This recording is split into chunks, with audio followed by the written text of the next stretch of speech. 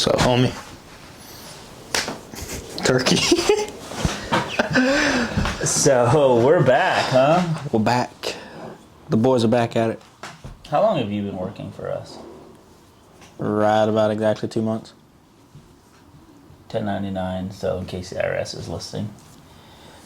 your boy's not technically I ain't working, W2. Nope. So, take us away. Like, what are we going to talk? This is 5th podcast. 4th or 5th, yeah. Yeah. Been a little while. We've not done this in a couple of weeks. Yeah. Like we did good 3-4 weeks solid and then took a little break. Got the short content out.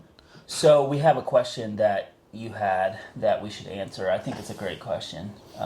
But before we do that, I would like to just give an update on the company a little bit. Let's do it. Yeah. What you got? Kind of what we're doing. Jeff and I are thinking. So, we have mostly been building spec builds. Really for the life of our company, for the last 3-4 years. We've been building models and then we'll sell them like completely finished and then sell them off the lot. Yeah. So spec models. We've done some custom builds here and there. But, and especially in batches, sometimes a client will want, investor will want 5 units, 10 units, 20 units. We did 20 units for a big client last year. That's a lot of buildings. Camps. Yeah. Took up most of the year. Yeah. And then right now we're in the middle of building 6 units for a company in North Carolina, a camp out there. So, that'll be pretty. And you've got to go out there and take some good shots there. So yeah, like our plan is we're trying to get more into the living space. We want to build larger units and we want to build custom units. We'll keep on building weekender models. Want to try to keep one in stock at all times. That you can have just sell. Yeah, ready to go. But if someone wants a custom build, then it'll be 3-4 month wait. Yeah. It'll be a 50% deposit. Whereas if you're buying a spec model, you just purchase it off the lot, right? You don't have to put any money down until it's finished. So. So that's like our goal for this year is to get more into custom builds. Obviously, we're very minimalistic. Like there is a very specific look that we're willing to do. There's a very specific, material choices that we're able to do. There's pretty strict guidelines on what we would do custom wise, but we try to serve the customer as much as possible. We try not to be egotistical about our design. If anybody's interested in a custom build or price, Jeff can get that to you fairly fast, within a day or so, if not right away. Can get you a ballpark price. And he can he has a software, he can work up a 3D render of your exact build. That is literally the nicest thing ever. It is so nice to be able to see. You just see exactly what you're getting. Yeah. Yes. You're paying a lot of money. You should be able to see what it is. Give you confidence. I was just getting started though. The question I kind of had to ask for this podcast is like with the minimalistic mindset behind the builds of the podcast.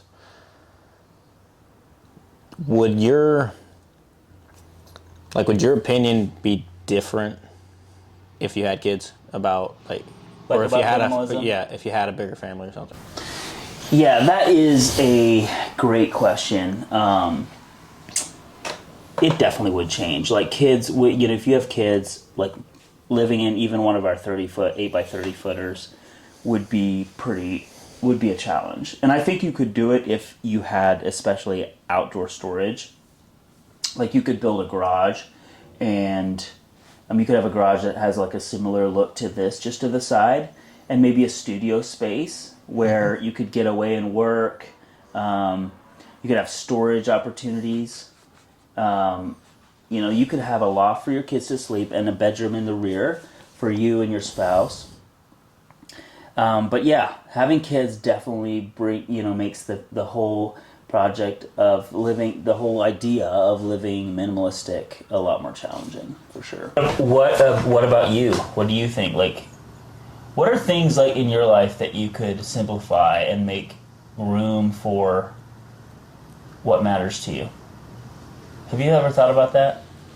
Not like crazy extensively. Like, think about all the, like, your life Like is just probably the like 50% extra stuff. waste. Yeah. Just there's so much. And when I say waste, I don't mean like you have to be always productive or anything, but the idea that if you were more intentional with your time, you would have more time to do things that are even like things like resting. Yeah. You know, enjoying yourself. You know. That's definitely that's a big thing, is just being intentional with how you do spend your time. Like that's definitely a mindset like I've tried to get onto pretty recently. It's just like making the moment last. Yeah.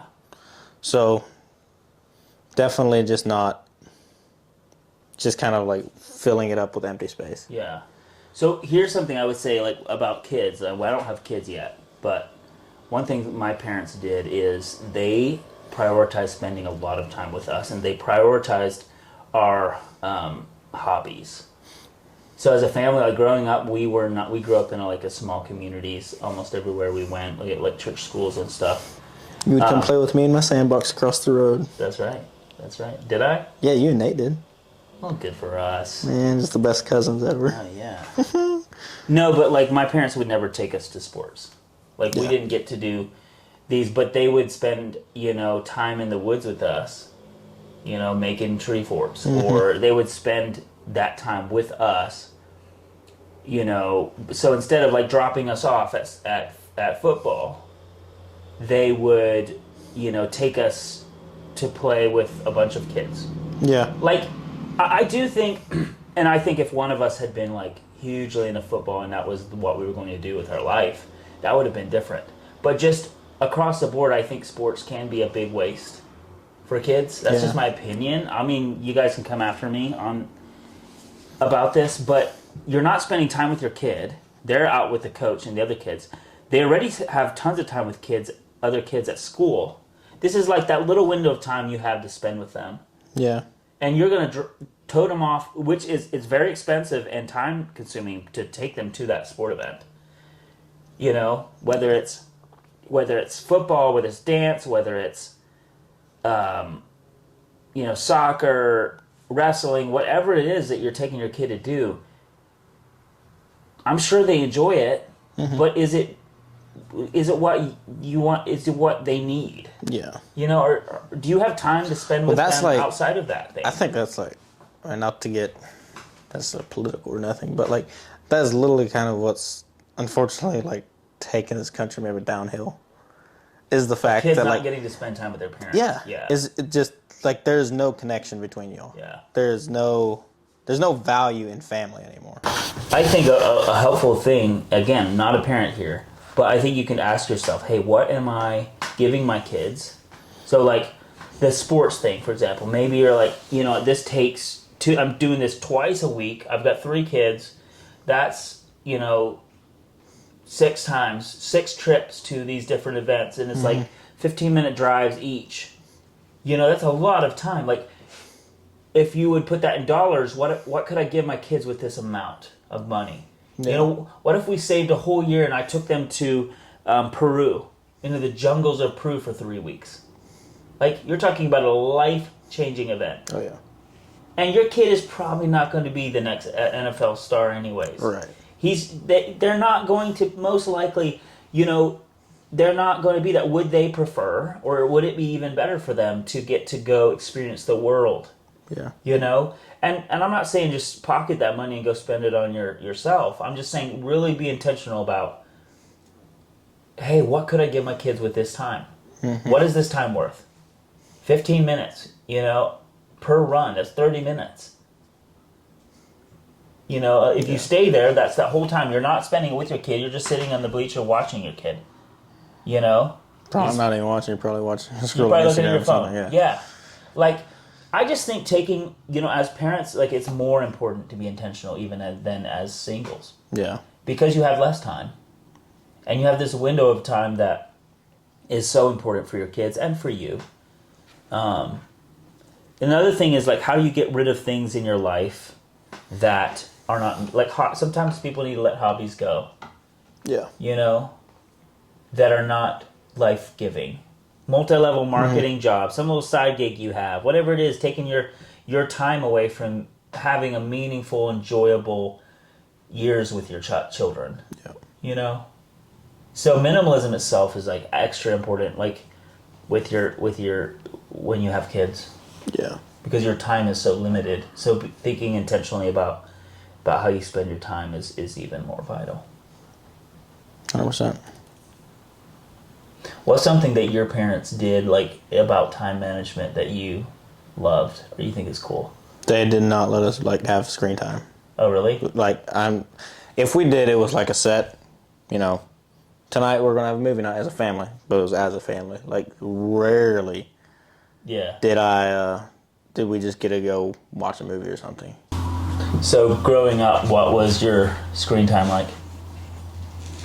I would say you were lucky to get an hour or so a week. Maybe two, depending. Of course, depends on like, what you watch as a family. But it was always just DVDs anyway, so like there was no streaming or nothing. Yeah. So like, you know, that's part of my reason probably for being like so big into the outdoors anyway. Is 'cause that's literally where I spent my childhood. Yeah. And like if nothing else, you know, summertime I'd go to work with my dad, and I did that for, I mean, nearly 12 years. Mm-hmm. So, and then like, otherwise it was school. You'd come home, you'd do your homework, and then you'd have 3 or 4 hours before dark, and you'd just go spend that out in the woods. Like, like, of course, I had neighbors that we'd go hang out down by the fence and just throw walnuts at each other. You know, it's just that was the most. And I look back at that now, and I'm just like, dang, I wish I could go do that right now. Yeah. You know. Dude, right after this, we'll go pitch some old walnuts. Dude. Love it. I can't noggins. And you know, like, you would kind of have that, like, friendships would almost just rise and fall in those moments. What do you mean? Like, I'm just going to call out the names. Like, you know, I was neighbors with Aiden. Me and him were still like besties. But, I mean, the amount of times that we would say something offensive to each other, and it would, like, we'd be done for the rest of the day. Yeah. And we thought that was the biggest deal ever. Yeah. But here we are again the next day, we're down at the fence. Like nothing happened. Chunking walnuts. Yeah. That is like, yeah, when you think about your childhood, like for me, when I think about my childhood, I don't remember times when my parents spent money on me. Mm-hmm. Don't remember it. I mean, I remember things I wish I had, I guess. But like that list was endless. Like you'd never get to the end of that list. That's like those spoiled kids in the chocolate factory, Willy Wonka and the chocolate. Yeah, it's like that. It's like, so at the end of the day, you can't give your kids everything. Right. And they won't be happy with things you give them. It's just, they're just like adults. We're not happy. We never have enough money. We never have enough material goods. Why do we think we can give our kids enough? Yeah. And so sometimes giving them presents like yourself, being a present parent, and what is it going to take for you to be a present parent? Mm-hmm. What is it going to take for you to have time to spend with them? You know? Just them. Yeah. And not like... It's one of the most underappreciated things. That's because like in the moment you're thinking like, what is it, what good is this? Yeah. But like, and I think the whole thing with like giving your kids what they want, it's like we're kind of going almost into that generation, like from my parents and your parents' generation. It's like we didn't have because we couldn't have, almost. Yeah. And so, but there's also like there's two sides of that generation. It's like we didn't have what we wanted to have, so we're going to give our kids in this generation now what they want to have because we didn't have it, and we want to give them everything that we didn't have. Mm-hmm. And so I think that's kind of like, maybe that's a good idea, and it sounds great, but there's actually not a lot of value in that. Because then you're literally just creating a bunch of spoiled brats. Yeah, I don't know if like what I think about spoiled brats or not, but so I know I see a lot of families that think they have to have, you know, a $400,000 house, and they have to have all these things, and at the end of the day, your kid's not going to remember that. He's not going to be like, you know, if somebody asked him 20 years from now, how was your childhood? What are the greatest memories you have as a kid? He's not going to say we had a 2-car garage. Yeah. He's not going to say Dad had a Jeep.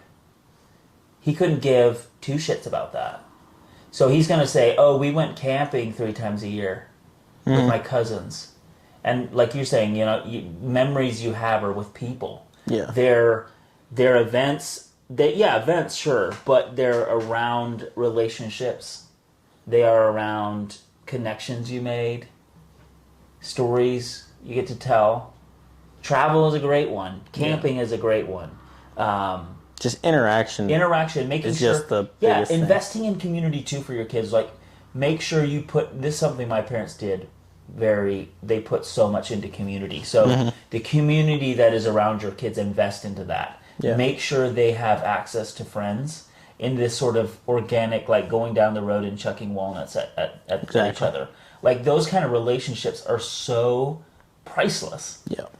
Park your Civic out on the grass, screw the garage, and make sure your kids have community. Yeah. Don't go live selfishly. Don't go living your perfect little life with these material goods, and then your kids don't have community. And make sure they get some of you too.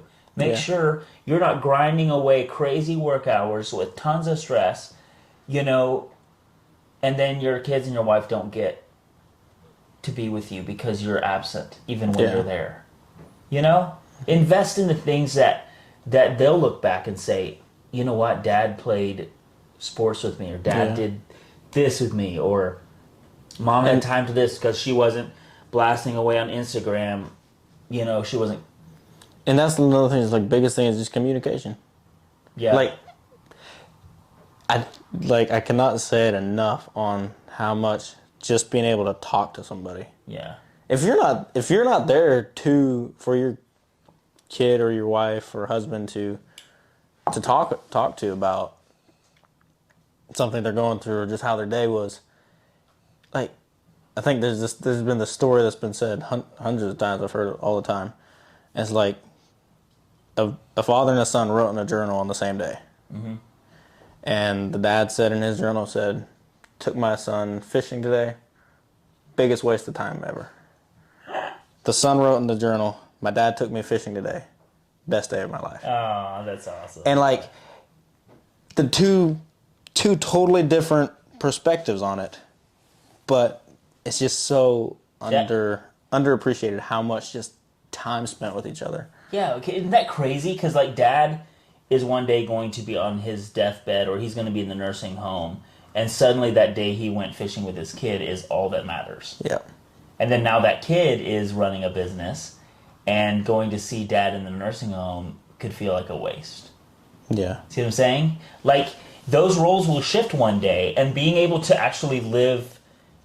All right, back to tiny homes, back to minimalism, though. Right. It's like, I think minimalism gives us, like, an opportunity to be more intentional. Yeah. And make careful decisions about how we spend our time / money, because there is overlap between the two. They're not exactly the same, but there's a lot of overlap.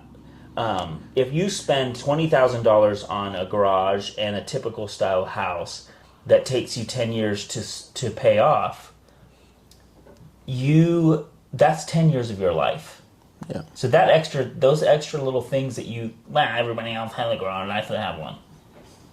That is 10 years of your life that you took and spent on that thing that nobody cares about when you die. Well, nobody gets to see your car outside. If you're parking it in a garage, nobody gets to see your car. So, like, don't build a garage. Show off your car outside. No, I'm not against garages. But, again, they need to be secondary to the most important things. So, minimalism for me is about prioritizing. Yeah. It's about planning and making sure you sit and be thoughtful about what matters to you. Not cluttering your life with materialistic. Yeah. Just extra stuff. Yeah.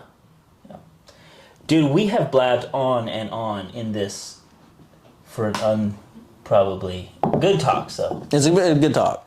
Yeah. But. Very little about tiny homes. But a lot behind what a tiny home can bring. Yeah.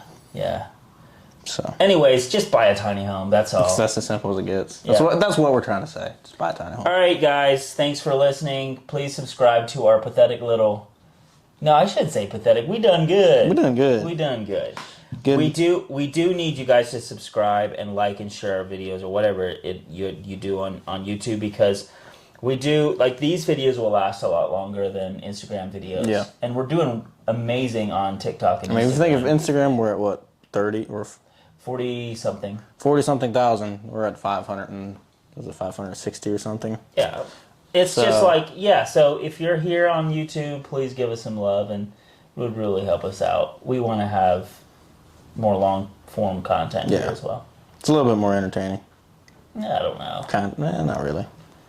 Depends on who's watching it. Yeah. So, love you guys. Well, that's a stretch.